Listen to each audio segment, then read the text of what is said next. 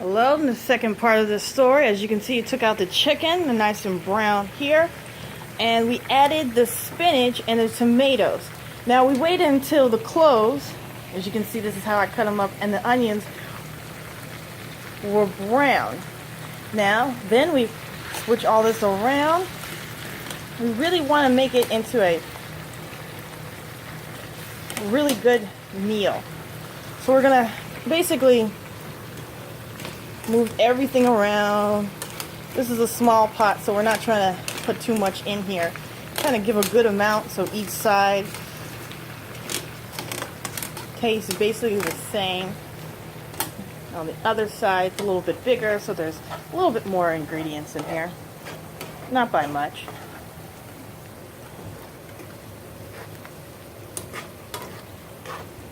Basically, you're trying to wait until it's a little cooked in, so all the ingredients are mixing in perfectly.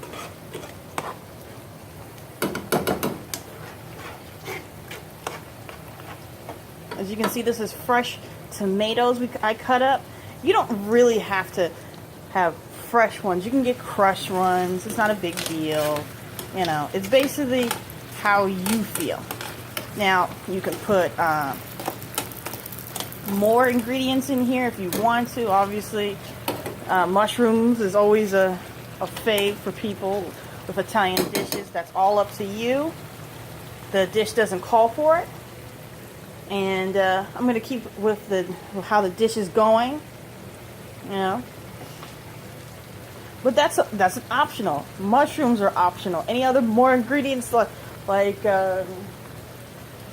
asparagus or anything else you feel like you need to put in that's vegetables, I suggest you do it. But basically, this is the main dish. Now, when it's Tuscan, you kind of have to forgot one major thing, and that is Parmesan cheese. Now, I don't care for Parmesan cheese that heavily. I like Mexican style and sharp cheddar, and I'm going to mix it together. But any kind of cheese that you really like, that you feel like it'll really mix well and mixes well with other foods, use that cheese.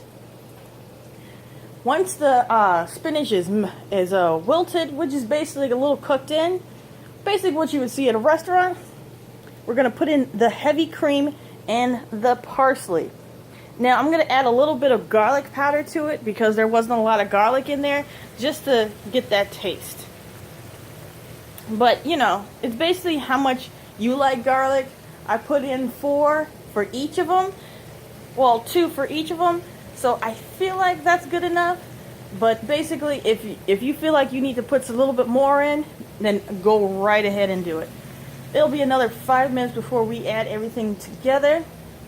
Obviously, after everything is wilted, you put in the cream and the parsley. And obviously, I'm going to put in the garlic. Salt and pepper also, once again. We're going to add the chicken and put it to a boil. I'll come back again later and we'll see what happens.